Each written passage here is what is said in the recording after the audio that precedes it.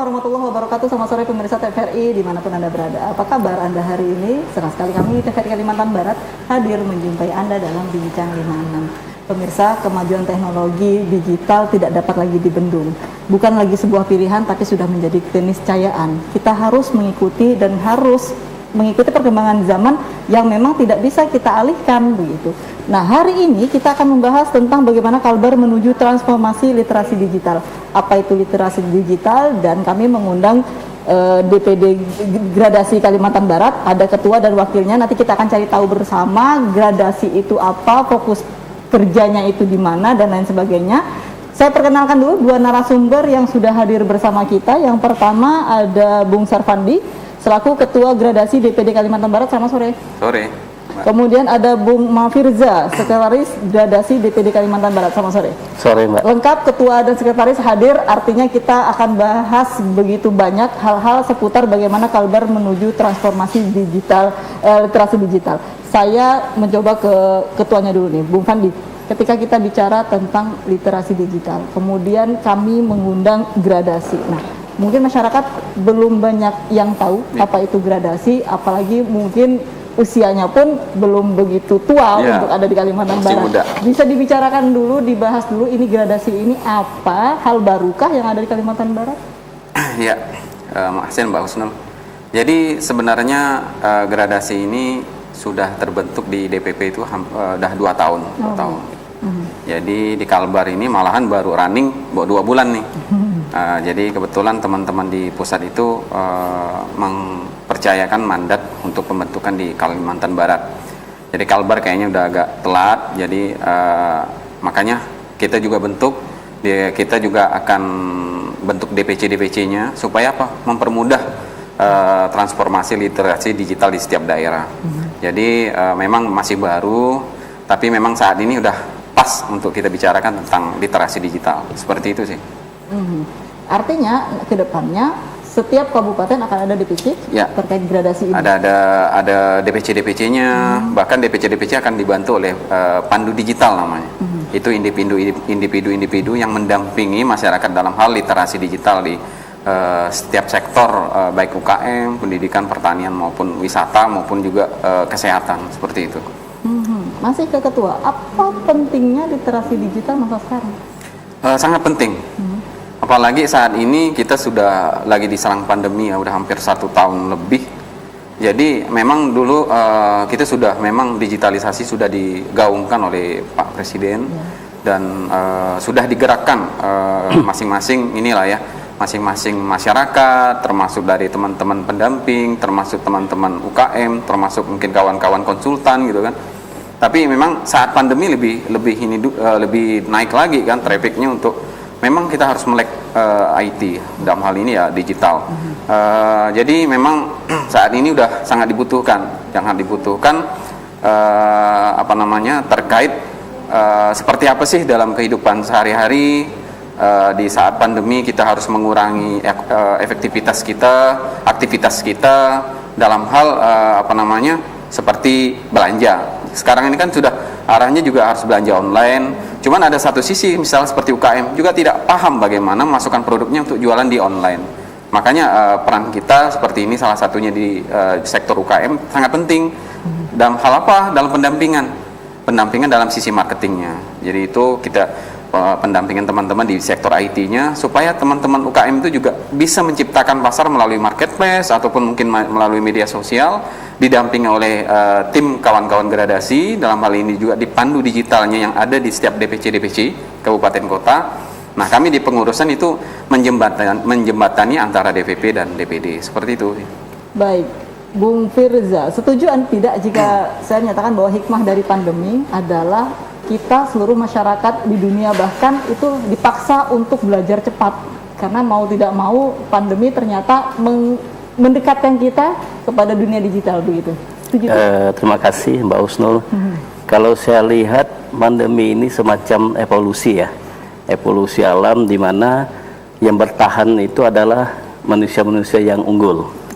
Nah, terkait dengan masalah literasi, memang dampaknya seperti yang dikatakan oleh beliau itu semua sektor, tidak hanya sektor pendidikan, tetapi semua sektor itu terlibas ya dengan adanya dampak pandemi.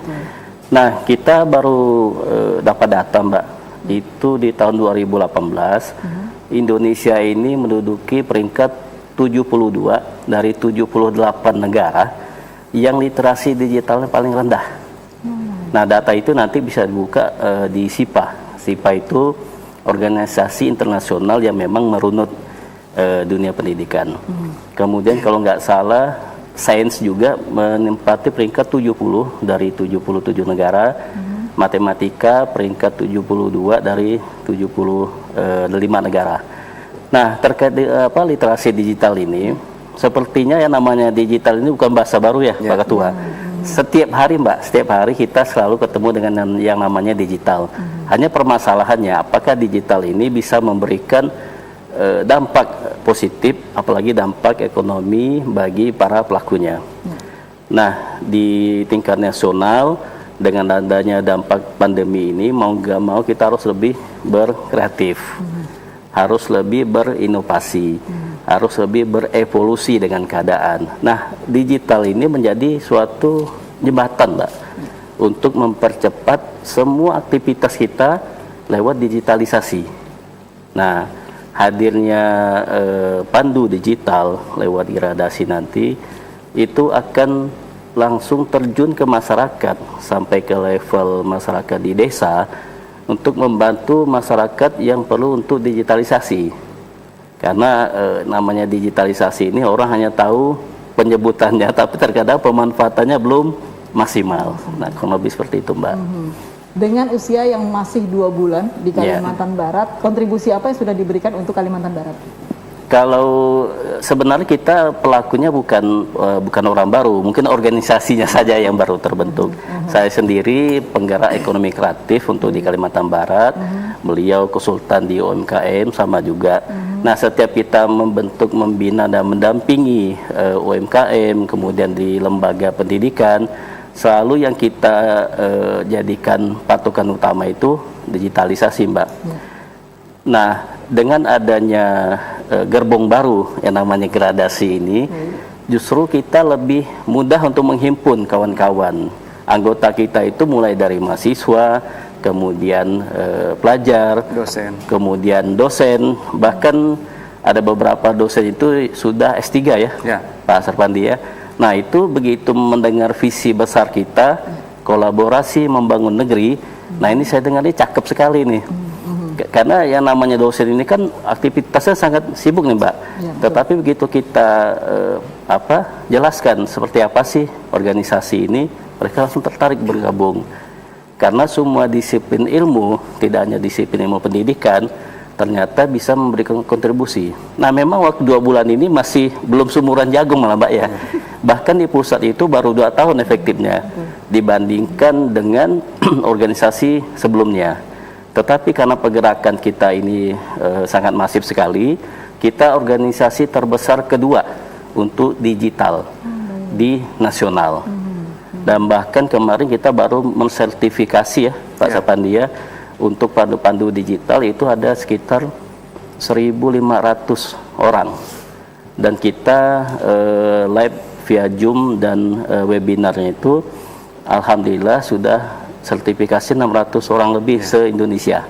Itu yang gelombang pertamanya, Mbak. Jadi kalau diukur baru ya mungkin di beberapa organisasi mungkin baru koordinasi.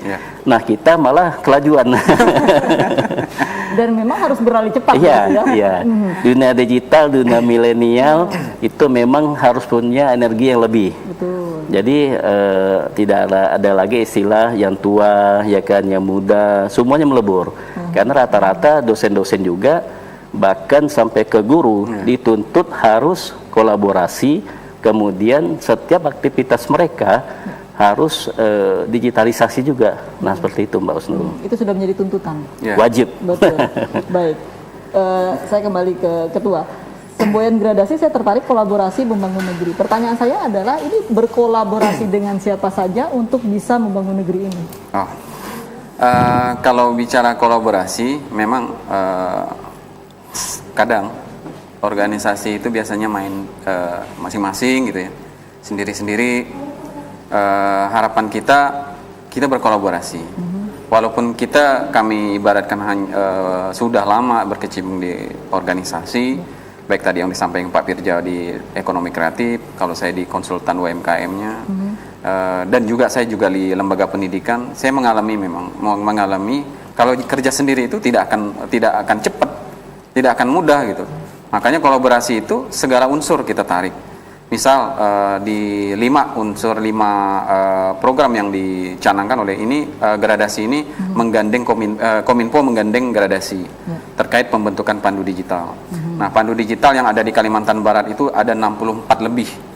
Pemecah rekor waktu pendaftaran itu adalah Kota Pontianak, terbanyak di Indonesia pendaftar untuk gelombang pertama. Memang terbanyak pendaftar khusus pandu digital.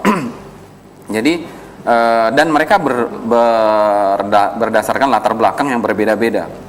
Jadi ada yang dosen, ada yang mahasiswa, bahkan ada yang penggiat-penggiat media sosial, bahkan ada yang juga mereka itu juga, bahkan ada ibu rumah tangga juga gitu kan. Tapi mereka memiliki visi atau minat yang sama, artinya minat mereka ingin ibaratkan mereka bergabung di kami sebagai sukarelawan, artinya dalam dunia digital ini mengedukasi lah masyarakat yang tadi lima bidang tadi ya, bidang ada UMKM, bidang pertanian, bidang pendidikan, bidang wisata, dan bidang kesehatan. Nah, ini salah satu program khusus pandu digital dibentuk ini dari Kominfo menggandeng gradasi ini untuk terjun ke masyarakat. Yang mana juga sudah dibicarakan teknis seperti apa, kemarin sudah seleksi. Kalimantan Barat juga untuk ranking provinsi itu di ranking ketiga di seluruh Indonesia untuk pendaftar yang betul-betul antusias, kawan-kawan luar biasa. Nah, tinggal bagaimana udah terangkul ini, udah terbentuk 64 di seluruh Kalimantan Barat, tinggal kami pecah per kabupaten kota. Kota yang terbanyak 40 di Kota Pontianak, salah satu yang terbanyak untuk lulusan pandu digital di Kalbar, yang mana mereka juga akan kita pembekalan. Nah, kemarin kan baru seleksi, sudah pembekalan awal, nanti ada peningkatan apa yang kira-kira literasi yang akan disampaikan, literasi digital yang akan disampaikan oleh masyarakat. Nah, untuk kolaborasi itu sendiri, kami mulai dari organisasi kita, internal kita. Contoh, ada beberapa teman-teman bidang itu ada di dosen di ini, pokoknya dosen perguruan tinggi yang ada di Kalbar ini terlibat. Ada yang tidak terlibat, itu kita sudah sounding. Kemudian juga teman-teman di bidang ini organisasi lain, termasuk kepala sekolah SMK kita libatkan. Kemudian juga yang di teman-teman media kita libatkan. Artinya supaya barang ini bisa cepat diterima informasi oleh masyarakat. Nah, organisasi juga banyak, organisasi juga kita gandeng seperti salah satunya ABDSI, salah satunya kita juga akan berkolaborasi dengan teman-teman HIPMI, salah satu juga ke Kadin, termasuk juga ya PGRI, salah satu organisasi terbesar, guru terbesar di Indonesia malahan itu. Makanya hal-hal inilah, karena kita gradasi itu sendiri kan sesuatu yang baru. Tapi programnya ini memang yang saat ini yang lagi kita ini kan gaungkan, yang terkait juga disampaikan oleh Pak Pirja tadi, mungkin ada beberapa ketertinggalan yang mungkin hal digitalnya yang mungkin rendah. Makanya hadirnya kami juga tidak bisa jalan sendiri kalau tidak melibatkan teman-teman organisasi-organisasi yang lain yang sudah ada binaan-binaan masing-masing. Karena saya pikir organisasi yang lain pasti akan ada binaan, yang mana binaan-binaannya silakan gandeng kami, terkait literasi digital silakan. Kami terbuka untuk semuanya, seperti itu. Baik, Bung Firza, tidak takut kurang fokus dengan begitu banyaknya program, begitu banyaknya menggandeng berbagai pihak? Kalau saya melihat bekerja di organisasi itu lebih banyak kerja pengabdian sosial, Mbak. Artinya kita bergabung di organisasi bukan mencari apa yang kita dapatkan, tetapi apa yang kita berikan. Nah, gradasi juga ini sebagai agen penolak hoax, Mbak. Nah, karena salah satu tugas utama Kominfo itu bagaimana supaya hoax ini tidak bisa berkembang di masyarakat. Nah, seperti yang saya bilang tadi, masyarakat kita ini kan lemah untuk membaca ya. Mungkin kalau disodorin buku itu bisa paling kuat 15 sampai 10 menit, tapi pegang HP bisa sampai 3 jam. Ya, artinya kita pegang HP smartphone, tetapi penggunanya belum tentu smart. Contohnya masih banyak hoax yang bertebaran di masyarakat terkait isu-isu terkini. Memang kalau di dunia organisasi jemu ya sebenarnya Pak ya. Iya. Kita dari konsultan di UMKM, kemudian juga praktisi di bidang pendidikan, pelaku juga. Saya juga di pariwisata terlibat aktif juga. Yaitu tadi kita lihat apa sih peranan atau apa sih judul besarnya tadi, seperti yang Mbak tadi katakan, kolaborasi membangun negeri. Nah, untuk gradasi sendiri kita tidak eksklusif di satu program atau satu kementerian. Memang awalnya kita bekerja sama dengan Kominfo, tapi dalam perjalanannya kita menggandeng juga Kementerian Pendidikan, kemudian juga nanti ada Kementerian Pariwisata dan Ekonomi Kreatif, kemudian juga nanti Kementerian Kesehatan ya, termasuk juga Pertanian dan Perikanan. Artinya dengan sebegitu besar visi gradasi ini, saya malah makin tertantang. Apa nih? Iya, karena maaf Mbak, isu nasional ya kan, Kalbar ini kan tertinggal ya IPM-nya di angka 30 dari 34 provinsi. Untung masih ada ujungnya dikit. Masih untung. Nah, mudah-mudahan tugas besar kawan-kawan di DPD gradasi ini adalah meningkatkan angka IPM dari segi pendidikan.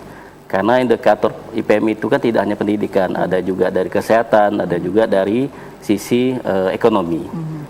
Nah, pendidikan dulu yang kita benarin, masyarakatnya harus bersekolah, lama sekolahnya juga harus sesuai dengan target dari pemerintah. Nah, setelah itu baru kita upgrade yang lainnya. Seperti itu, Mbak.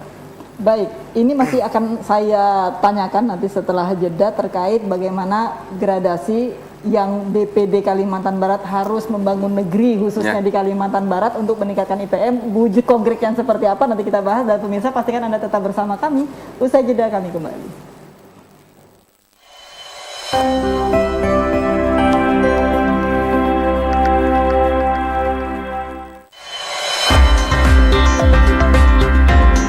Mari nonton TVRI, media pemersatu bangsa.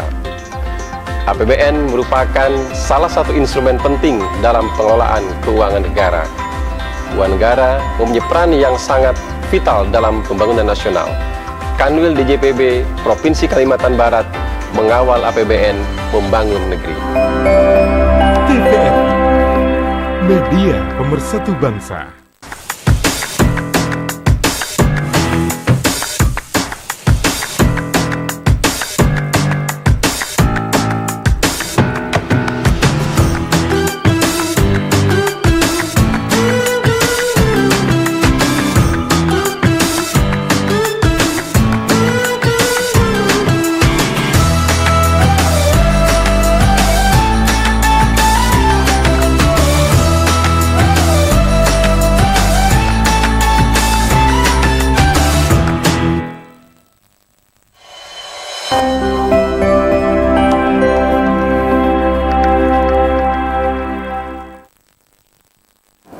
Masih di Bincang 56, saya mengundang Anda untuk ikut berpartisipasi. Silakan hubungi kami di nomor telepon 0823 5076 7272, 0823 5076 7272 bagi Anda yang berminat untuk mencari informasi.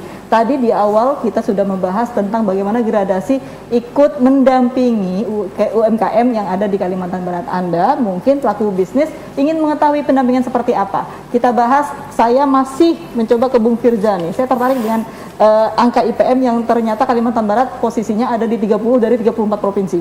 Memang masih untung bukan di 34, tapi juga tidak baik-baik banget begitu ya angka tersebut. Nah, pertanyaan saya adalah apa wujud konkret gradasi untuk ikut serta meningkatkan IPM Kalimantan Barat? Jadi sebelumnya Mbak, data ini kita dapatkan dari Bapeda Provinsi Kalbar. Itu sensus tahun 2019, tahun 2020 Mbak ya. Nah, di situ kita berkomunikasi dengan para pelaku pendidikan, mulai dari guru, kemudian pengawas, sampai kepala sekolah. Isu IPM ini kan sebenarnya sudah lama ya, bukan cuman baru 2 atau 3 tahun ke belakang, tapi mungkin beberapa periode pemimpin daerah kita. Nah, seperti yang tadi Mbak katakan, apa sih kontribusi atau misalnya peran aktif gradasi? Kita punya pandu digital. Pandu digital ini artinya orang-orang yang memang melek teknologi, paham IT, kemudian punya kemampuan literasi yang bagus. Dan kemauan. Ya. Nah, pandu digital ini yang nanti akan kita terjunkan lewat Satker, Mbak. Jadi kita punya satuan kerja, Mbak. Ada namanya Kampung Digital ya. Kampung Digital, Akademi Gradasi, bahkan ada Women Rise. Nah, Women Rise berarti itu program yang berhubungan dengan wanita. Nah, nanti pandu ini akan bekerja dengan satuan kerja kita, kemudian akan masuki wilayah DPC atau kabupaten kota. Mereka akan terjun langsung mendampingi masyarakat di semua sektor, terutama sektor pendidikan, sektor kesehatan ya, UMKM, kemudian pariwisata dan pertanian atau perikanan. Nah, sebagai contoh, Mbak, di Kalbar ini kan sebenarnya punya potensi perikanan yang luar biasa. Tapi para nelayannya masih di bawah angka kemiskinan. Angka kemiskinan kita kalau tidak salah di angka 7,24 untuk tahun 2020 atau sekitar 370.000 sekalbar. Artinya ini masih memprihatinkan. Dengan pertumbuhan kita masih minus 1, sekian lah itu pertumbuhan ekonominya. Nah, berbicara tentang potensi perikanan dan kaitannya dengan nelayan. Nah, selama ini yang kita lihat langsung di lapangan, nelayan ini menjual hasil tangkapannya itu biasanya kan dikumpulkan lewat pengepul, Mbak. Dan ini harga pasti di bawah harga pasar. Nah, nanti kita akan membuat suatu terobosan, kita buat aplikasi di mana nelayan ini bisa langsung ketemu dengan calon pembeli. Jadi mungkin pakai sistem lelang online ya.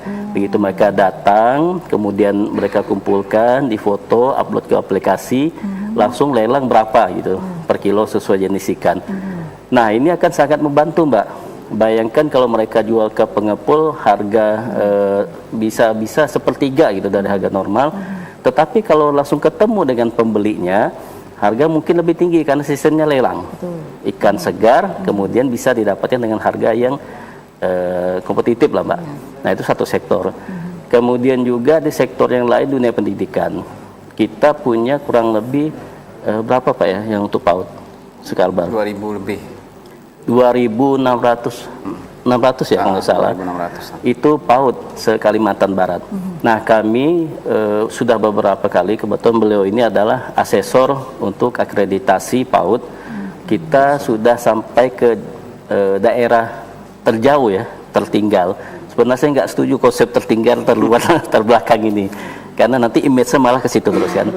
Nah, kita melihat para penyelenggara PAUD di sana itu dengan kondisi apa adanya, bahkan mereka merelakan rumah mereka dijadikan PAUD supaya anak-anak di lingkungan ini tidak tertinggal masalah pendidikan.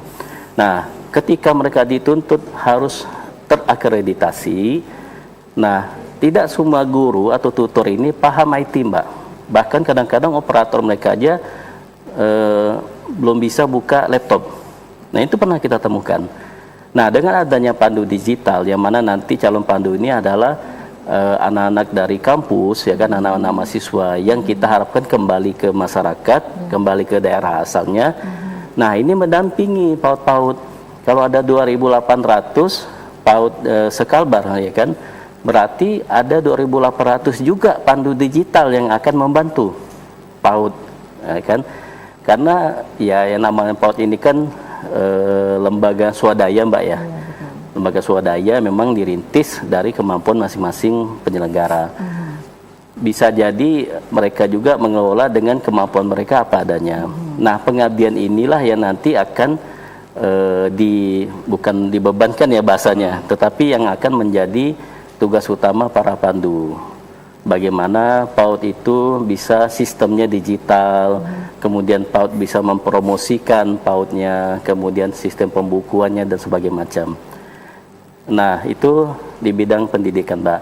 Kemudian nanti di bidang kesehatan misalnya, bagaimana para masyarakat itu bisa mendapatkan informasi atau mendapatkan akses termasuk vaksin. Nah, cerita tentang vaksin ini kan berkembang kemana-mana nih. Isu gak benernya nih kan tentang vaksin. Yang kata si A beginilah, kata si B begitu.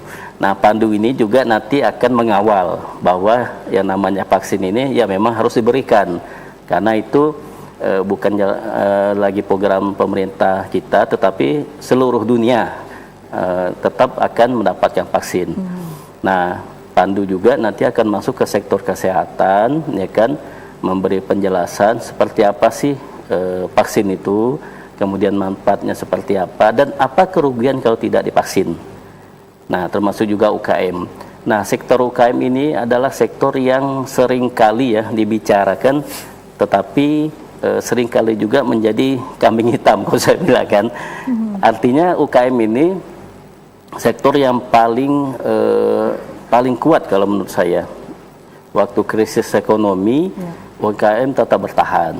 Kemudian pandemi tetap bertahan juga. Bahkan dalam sistem produksi, kemudian sistem promosi masih sangat konvensional, Mbak. Nah, dengan adanya marketplace, baik itu marketplace lokal ataupun nasional, sedikit banyak memang UMKM ini lebih terbantu. Nah, kita di Pandu Digital khusus dari Kalbar ini sedang merancang marketplace khusus untuk Kalimantan Barat. Pontianak sebagai ibu kota ini kan tidak punya sumber daya alam, Mbak, ya, yang bisa kita eksplor. Tetapi sumber daya manusianya luar biasa, Mbak. Sudah banyak anak-anak muda kita yang ikut PISDEK, ya kan, startup digital, dan sering memenangkan kejuaraan. Nah, UMKM ini akan kita kawal untuk membuat marketplace khusus, ya kan, yang mana nanti marketplace itu bisa menjual seluruh produk kearifan lokal. Nah, kalau berbicara UMKM kan produk cuma 3 aja, Mbak, yang paling sering cari: kuliner, fashion, dan craft atau kerajinan. Nah, kalau mereka menjual langsung mungkin agak susah. Tetapi dengan adanya marketplace, orang tinggal buka HP, ya kan, kemudian cari nih produk apa yang diinginkan, bisa langsung transaksi di HP tersebut. Nah, saya teringat, saya pernah diskusi dan berbincang-bincang dengan DJKN, dan mereka punya program lelang online untuk UMKM gitu. Ini akhirnya lagi-lagi banyak yang diajak untuk berkolaborasi di sini begitu ya. Saya kembali ke Bung Fandi. Masyarakat dituntut untuk melek digital, tetapi permasalahan paling mendasar adalah sumber daya alam ataupun katakanlah akses yang belum menyeluruh dirasakan oleh masyarakat Indonesia. Kalimantan Barat pun begitu. Ada beberapa lokasi, beberapa wilayah yang belum terpasang internet, belum nyambung internet. Bagaimana mereka mau melek digital kalau fasilitas saja tidak dipenuhi oleh pemerintah? Tanggapan Anda? Ya, mungkin sekarang lagi ini ya, memang juga Pak Presiden juga mengarahkan ke sana. Ayo, di desa-desa sudah mulai digaungkan, mulai dipasang nih internet di mana-mana kan. Makanya ada muncul, biasanya ada internet desa. Sekarang juga ada teman-teman di BUMDes, ada salah satu BUMDes di Kuburaya juga udah menggaungkan, dan mereka pegang itu kerjasama dengan Kominfo untuk pegang itu namanya desa ini. BUMDes untuk internet, BUMDesnya khusus internet desa. Jadi mereka akan masuk ke desa-desa menggunakan dari Kominfo nih, jaringan-jaringan Kominfo. Makanya kalau bicara melek atau tidaknya, memang saat ini kalau yang di daerah lah ya, di daerah memang nggak kesulitan terkait akses internet itu sendiri. Memang kita akan susah kalau memang bicara pemerataan juga jaringan internet, yang mana setiap desa itu berbeda juga, culture-nya juga berbeda, daya tangkap teman-teman juga berbeda. Kenapa? Bukan karena SDM-nya sebenarnya, tapi memang sarananya yang belum siap.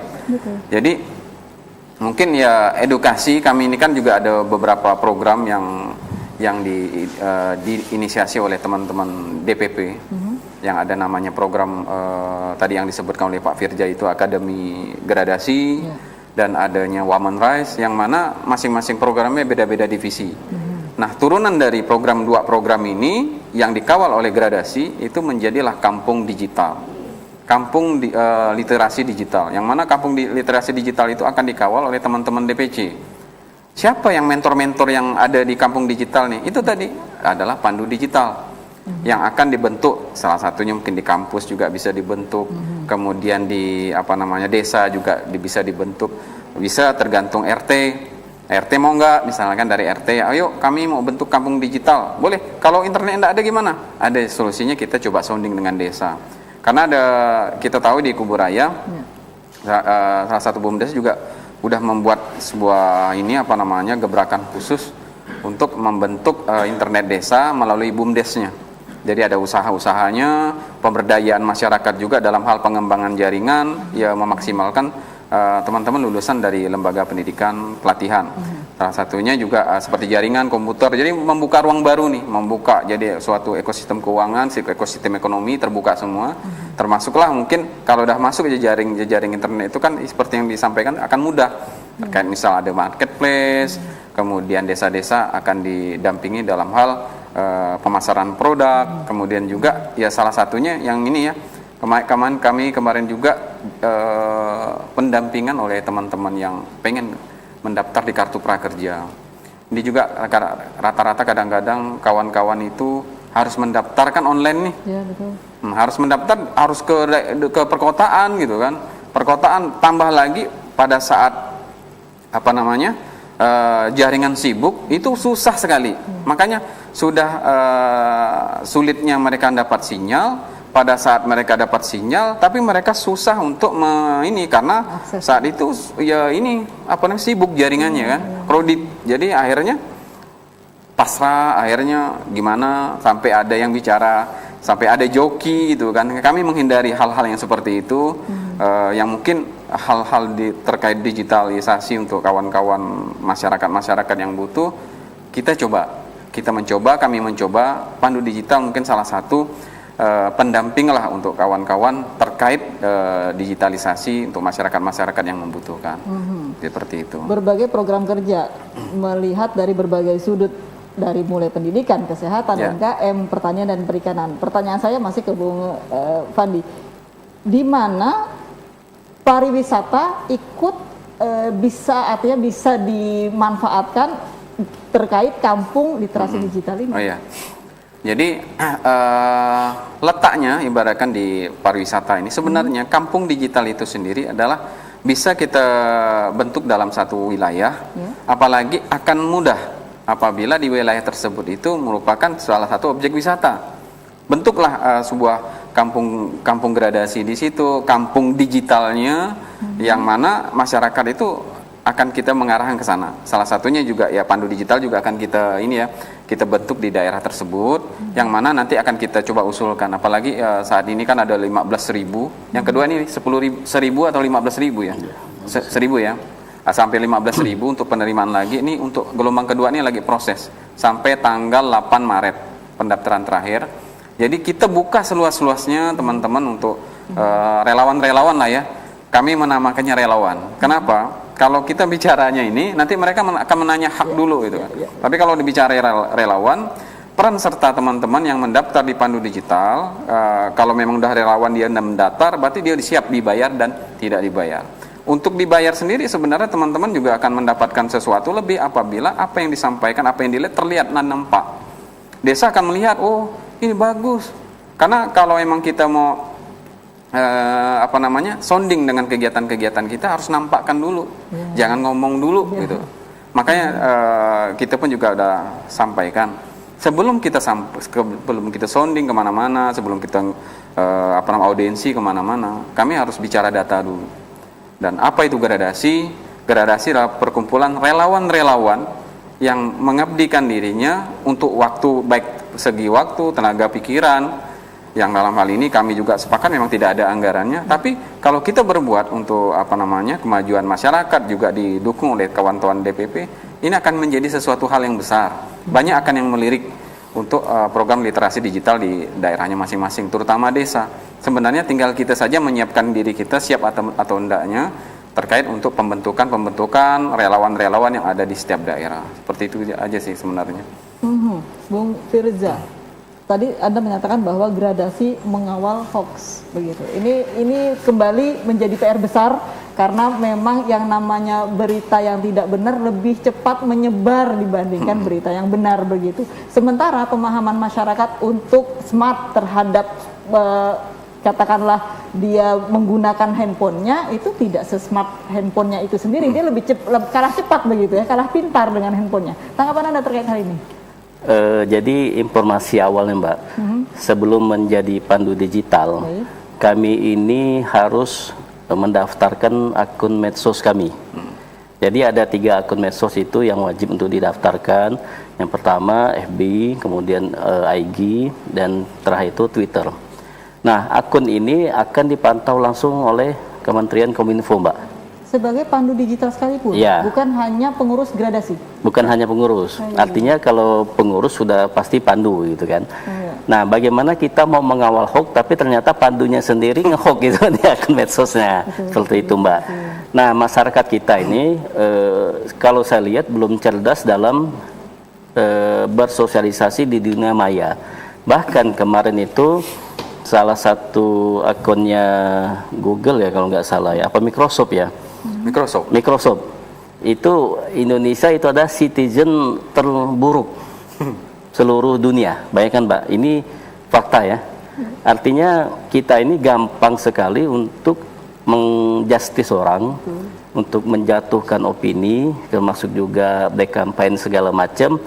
Kalau dianggapnya itu tidak memberikan manfaat langsung buat dianya. Nah, itu salah satu kerugian ya. Kerugian kita sudah disorot oleh dunia dalam hal ini cerdas dalam menggunakan medsos. Kemudian juga hoax tadi kita mengawalnya mungkin itu tadi dari internal kita dulu, Mbak.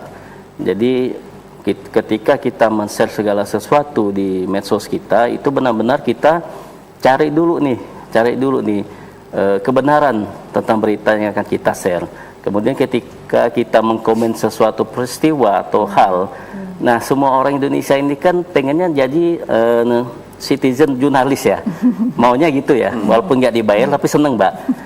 Dan bahkan ada suatu, kalau saya lihat sekarang semakin banyak dihujat malah semakin bagus menurut mereka ya, artinya semakin naik gitu. Kita masih akan tahan sejenak terkait bagaimana hoax berkembang pesat di Indonesia, termasuk juga Indonesia menjadi salah satu negara yang besar dengan pengguna internet terbanyak begitu. Apa keuntungan dari hal ini nanti kita bahas usai jeda, dan pemirsa pastikan Anda tetap bersama kami usai jeda. Kami kembali.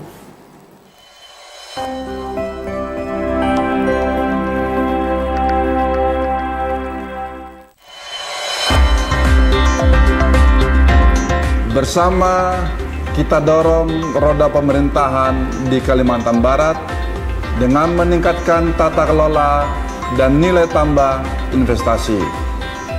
Amankan kekayaan negara secara fisik, administrasi, dan secara hukum untuk pembangunan Kalimantan Barat yang lebih baik.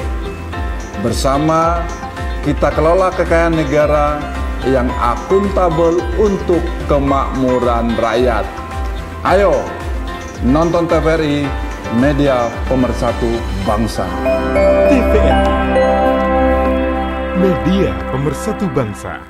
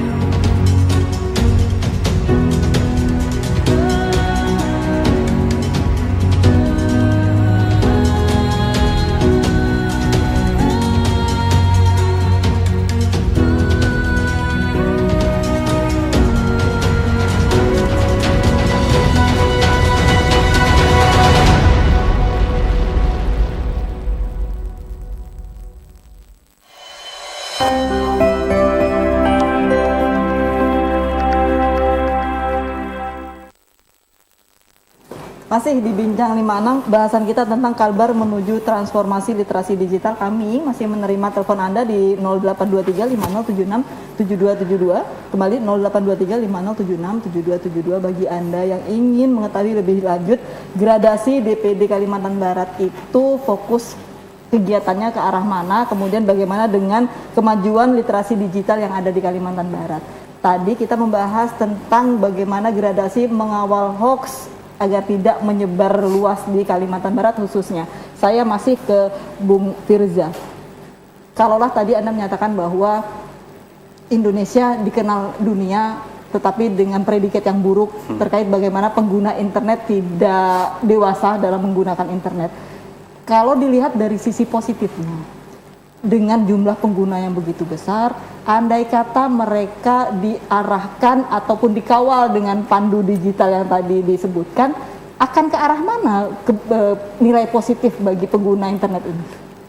Jadi Mbak, Kementerian Pariwisata ini kan lagi merevitalisasi ya beberapa objek wisata atau destinasi unggulan. Baik. Salah satunya itu Bali ya. Nah, Kementerian Pariwisata sendiri itu sudah mengeluarkan dana yang luar biasa ya, kalau nggak salah di angka 2 triliun lebih, hanya untuk bagaimana objek wisata ini bisa kembali normal ya, tanda kutip normal, dan bisa menyerap APBD sebanyak-banyaknya.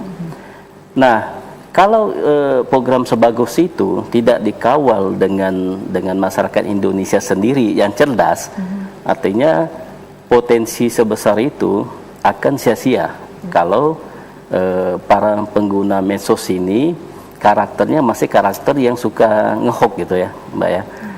Nah, bahkan kementerian itu memberikan insentif ya kan, kemudian juga memberikan prokes ya kan, bagaimana supaya destinasi ini dibuka.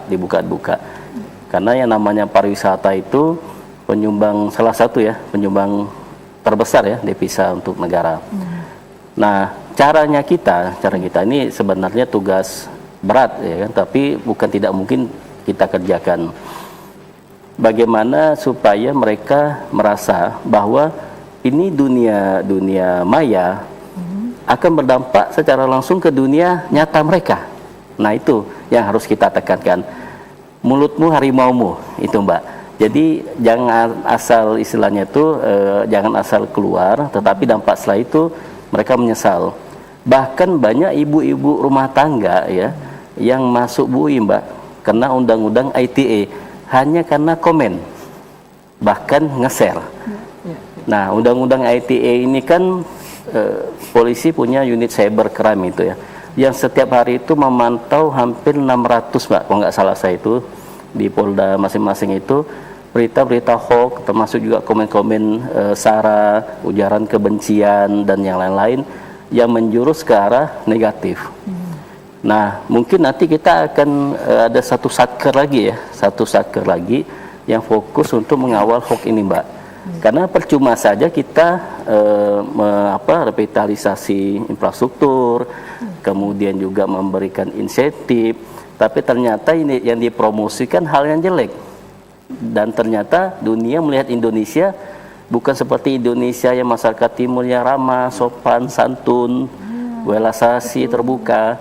Nah, ini budaya orang tua dulu, jangan dibuang semuanya yang baiknya kan. Ini harus kita transformasikan ke anak-anak milenial sekarang. Bonus demografi Mbak, yang saya lihat ini.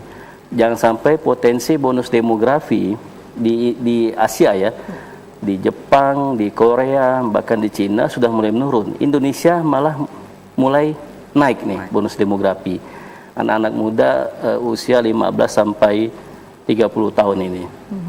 Bagaimana bonus demografi ini dimaksimalkan oleh pemerintah. Makanya program ini benar-benar dikawal oleh Kominfo. Nah, saya juga mengharapkan bapak-bapak kita di pejabat pemerintah, bahkan sekarang setiap pejabat atau kepala daerah itu punya akun medsos pribadi Mbak ya, baik itu yang mereka pegang langsung ataupun yang dipegang oleh admin. Nah, itu saja sering diserang gitu kan, baik mereka komen tentang kebijakan, baik mereka komen tentang hal-hal terkini. Nah, mungkin kalau saya jadi pejabatnya udah merah duluan telinganya, Mbak. Artinya kalau masyarakat tidak mendapatkan informasi, mereka malah menghujat. Tapi ketika diberikan informasi, ya tidak bisa untuk memuaskan mereka juga. Nah, bagaimana caranya supaya kita ini HP ini bukan hanya sekedar tren, tetapi menjadi suatu kebutuhan. Beda ya antara kebutuhan dengan keinginan. Kalau keinginan dia akan beli HP yang lagi tren, misal harga di atas 10 juta. Nah, HP-nya mahal tetapi cara berpikirnya murah kalau saya lihat. Nah, ini bahasa yang sebenarnya berbanding terbalik, seharusnya berbanding lurus. Semakin mahal HP dengan begitu banyak fitur, dengan begitu banyak aplikasi-aplikasi pintar, orangnya harusnya lebih pintar kan, lebih smart. Beda kalau kita bisa beli salah satu HP yang bisa dipakai hanya untuk SMS dan telepon. Ya kan? Untung-untung ada bonus kalkulator, Mbak ya. Sama game. Iya, sama game ular tangga itu. Nah, dengan HP yang mahal, harusnya mereka bisa lebih cerdas, memakai aplikasi yang bisa untuk meningkatkan produktivitas kerja mereka. Salah satu contohnya, sudah banyak aplikasi yang menunjang pendidikan ya, semacam misalnya mungkin kayak ruang guru misalnya kan, itu tidak perlu ketemu secara langsung tenaga pengajarnya, tetapi ketika mereka menanyakan soal yang diberikan oleh guru mereka, bisa langsung dijawab. Nah, itu kan cerdas kalau menurut kita. Jangan misalnya membeli HP mahal, tetapi yang diinstal itu aplikasi yang hanya membuang waktu. Baik. Nah, seperti itu, Mbak. Saya ke Bung Pandi. Terkait pandu digital, rasa-rasanya memang masyarakat sudah sangat menantikan kehadiran pandu digital. Karena memang saat ini apalagi dengan adanya belajar online, ini kan masyarakat ini tidak sedikit masyarakat yang masih kewalahan dengan adanya belajar online. Pandu digital diharapkan kehadirannya. Bukan hanya itu, pandu digital juga diharapkan hadir untuk melawan hoax gitu. Begitu berat tugas pandu digital. Apa yang dibekali kepada pandu digital ini dari gradasi sendiri? Ya, tadi sudah disampaikan oleh Pak Firja. Jadi sebelum kita mendaftar menjadi pandu digital, tentunya ada beberapa isian itu kami harus menyantumkan link masing-masing medsos. Tadi Instagram, ada Twitter, ada Facebook, itu harus masuk. Jadi itu kalau kita melihat adalah salah satu filter yang luar biasa juga dari Kominfo. Artinya mereka tidak akan sembarangan terima kalau ndak ibaratkan kalau memang ada rekam jejak digital yang mungkin ada sesuatu yang mungkin menyinggung perasaan orang lain atau kata-katanya yang mungkin selaku pandu digital itu tidak layak gitu sebenarnya, seperti itu. Jadi masyarakat akan butuh memang pandu digital ini karena memang saat ini sudah memang masanya. Saat ini memang sudah masanya. Memang kita harus bertransformasi digital dari seluruh aspek. Maka tadi ada 5 dulu. 5 sasaran teman-teman pandu digital ini. Dalam waktu dekat itu juga akan ada yang gelombang kedua. Kemudian yang gelombang 1 yang sudah diterima itu akan ada peningkatan yang juga ada ininya ada masing-masing ada tingkatan. Ada Purwa, Madya, Utama. Nah, yang level dasar itu warna merah. Level 2 warna biru ya. Biru ya. Hijau atau biru gitu ya. Level tinggi hitam. Yang level utama itu warna hitam. Nah, jadi juga warna biru, teman-temannya ada grade-nya. Nah, ini grade Purwa, ini bagian mana, sasaran kemana-mana, apakah sasarannya yang mungkin yang masih dasar sekali, itu grade-nya Purwa, bed merah. Nah, kami saat ini yang pandu digital gelombang pertama itu semua masih pakai bed merah. Artinya, kita di level dasar, kita yang ibarat umumnya, yang membina teman-teman, yang mendampingi teman-teman yang ada di setiap daerah, yang mana pandu digital ini kekuatan dari DPC. Nah, DPC juga akan terbentuk itu melalui dia sudah lulus di pandu digital dulu, maka kita akan prioritaskan oleh teman-teman DPC yang sudah punya badge merah. Nah, nanti ada level lagi selanjutnya, madya, kemudian utama, yang mana itu juga levelnya tergantung permintaan ke kami. Misal di desa ini mereka sudah basic sudah memahami, mereka tinggal di bidang ini. Nah, nanti di level ini madya yang akan turun. Nah, jadi kita menyesuaikan seperti itu. Peningkatan itu tetap ada jenjang-jenjangnya, yang mana teman-teman juga itu terpantau melalui sistem aplikasi dari Kominfo sebagai pandu digital. Baik. Nah, pandu digital itu sendiri ibaratkan mitranya dari Kominfo ke gradasi. Seperti itu sih. Melanjutkan program kerja gradasi pendampingan UMKM, saya masih ke Bung Fandi. Bisakah masyarakat umum yang mungkin saat ini sedang menyaksikan televisi dan kemudian memiliki UMKM ingin berkonsultasi ke gradasi, bisa dilakukan begitu? Oh, bisa, sangat bisa sekali. Makanya tadi kami harap kita berkolaborasi. Berkolaborasi itu kami ada bidang-bidang tertentu. Salah satunya saya juga di ABDSI, konsultan UMKM di Provinsi Kalimantan Barat, tepatnya di Kuburaya, juga di konsultan UMKM, yang mengurusi pendampingan yang terkait misalnya terkait pemberkasan legalitas usaha, terkait bicara haki, terkait bicara halal, pemasaran, marketing. Nah, itu pemberdayaan itu akan dimatchingkan gitu kan, bahwa ada beberapa di bidang literasi digital itu BDS kerjasama dengan gradasi. Jadi tim gradasi ini di bidang digitalisasi UKM itu sendiri. Jadi sebenarnya tinggal kolaborasi sih intinya. Jadi betul-betul membangun UKM ini dari organisasi-organisasi yang akan bergabung, masyarakat langsung pun silakan ke kami. Jadi kan masing-masing kan ada DPC-nya nih. Kami juga akan kontak, misalnya mereka kontak ke kami dari DPD, kami tetap akan mengarahkan ke DPC. Karena masyarakat misal ada di Putus Hibau atau di Sintang, Melawi, komunikasi dengan kami via phone nggak masalah. DPC sudah terbentuk? Sudah ada mandat-mandat yang diterima, makanya nanti akan kita arahkan, dan pandu-pandu kan sudah ada di setiap daerah.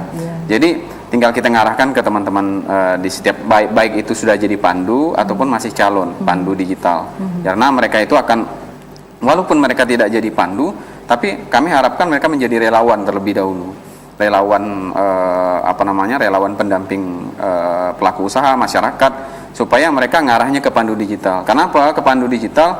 Memang dari Kominfo juga menyiapkan kayak hak haknya teman-teman pandu kalau sudah turun ke masyarakat dalam pendampingan seperti itu. Dalam waktu dekat ini bulan Juli itu kegiatan di Singkawang untuk tanggal sebanyak 80 orang. Oke. Seperti baik. itu. Saya ke Bung Firza. Saya mencoba mempertajam pembahasan di awal tadi, bagaimana dari 5 hal yang menjadi sektor, katakanlah tugas utama dari gradasi, yaitu pendidikan, kesehatan, UMKM, pariwisata, pertanian, dan perikanan. Anda menyatakan tadi di awal bahwa pendidikan menjadi utama, baru kemudian yang lain mengikuti setelah pendidikan dibenahi. Pertanyaan saya adalah, sebegitu pentingkah pendidikan untuk kemudian bisa memperbaiki atau mensejahterakan kehidupan masyarakat? Kita flashback sejarah, Mbak ya. Baik. Ketika Jepang itu dibom, waktu Perang Dunia Kedua ya, Nagasaki dan Hiroshima, itu yang pertama dibangun bukannya kantor, bukannya fasilitas, tetapi gurunya dulu dikumpulkan. Kemudian yang masih hidup ya kan disuruh ngajar. Artinya Jepang saja yang sudah hancur luluh lantak, yang pertama mereka benahi adalah pendidikannya. Karena yang namanya ilmu ini akan mendatangkan materi salah satunya. Artinya, nah ini data baru lagi nih terkait masalah IPM. Ada satu daerah, mungkin tidak perlu saya sebutkan, yang mana tingkat ekonominya tinggi, tetapi angka pendidikannya rendah. Seharusnya berbanding lurus, Mbak ya. Dengan naiknya kesejahteraan, kemudian kesehatannya juga naik, kemudian pendidikan juga akan diperhatikan. Nah, seperti yang tadi kita bahas di awal, pendidikan itu penting, karena pendidikan inilah yang akan jadi modal utama untuk sejahtera hidup, kemudian meningkat kesehatan dan yang lain, Mbak, seperti itu. Baik, mungkin terakhir dari Bung Fandi sendiri, apa harapan kepada masyarakat Kalimantan Barat terkait bagaimana literasi digital begitu penting bagi kita semua? Harapan saya sebenarnya sebelum kita ke harapan saya, kenapa saya bergabung dulu di Gradasi itu sendiri sebenarnya? Karena saya pengen dengan kemampuan saya, ibaratkan artinya saya berkolaborasi dengan teman-teman. Tentunya saya sendiri mungkin banyak kekurangan, tapi teman-teman ada saling menutup nih antara satu dan lainnya. Karena beberapa latar belakang kita bergabung semua sudah oke, sudah klub nih. Udah kita membangun sama-sama, bergerak bersama-sama. Kemudian kita juga akan merangkul kawan-kawan organisasi-organisasi yang sudah berjalan untuk bersama-sama yuk kita kita bikin kegiatan yang mungkin kalau terkait literasi digital biar ke kami, nanti kita yang handle untuk teman-teman untuk sama-sama biar lebih cepat untuk transformasi literasi digital di Kalimantan Barat. Seperti itu aja sih. Baik, terima kasih Bung Sarfandi dan Bung Mafiriza untuk waktunya. Tentu saja masih banyak tugas yang begitu berat mungkin untuk bagaimana membangun Kalimantan Barat menjadi lebih baik, khususnya untuk literasi digitalnya. Terima kasih atas kebersamaan Anda dan pemirsa. Demikianlah bahasan kita pada hari ini, semboyan Gradasi kolaborasi membangun negeri. Harusnya diamini oleh pemerintah baik daerah maupun pemerintah pusat, karena ini bukan semboyan sembarangan, bukan semboyan abal-abal, tetapi ini akan terwujud jika pemerintah dan masyarakat berkolaborasi bersama dengan Gradasi. Terima kasih atas perhatian dan kebersamaan Anda. Saya Selamat Timah. Assalamualaikum warahmatullahi wabarakatuh. Salam. Terima kasih.